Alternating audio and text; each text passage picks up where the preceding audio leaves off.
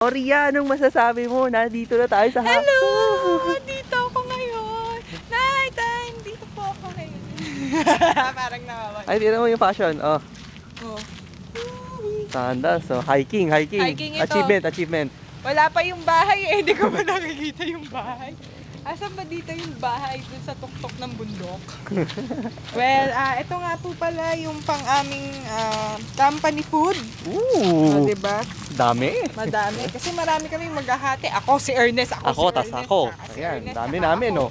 Ayun. Kaya hindi kami gutom. Wala. Ano na to eh. Siguro hanggang kinabukasan meron. Sa tingin mo? Sa tingin ko, hindi na. Kasi yung lalakarin namin papuntang kainan eh malamang ubus agad. Actually, pwede naman tayo dyan sa ano lang. Dyan sa picnic grounds lang. Diyan tayo Dito ka lang. na tayo para at least feel naman natin. Malapit sa may basketball. Basketball. At saka malapit sa CR. Correct. Dito? Or dun sa mayroong picnic chorba talaga. Pwede rin. Yun na lang.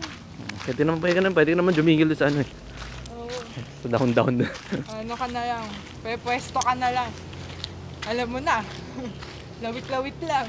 Iyak ka na ba yun? Pwede na yun. Yun. Haksa. Puno. It's so forest. Save Mother Nature. Save Mother Nature. Save your forest. Ito ang statue. May picture na ako ng statue.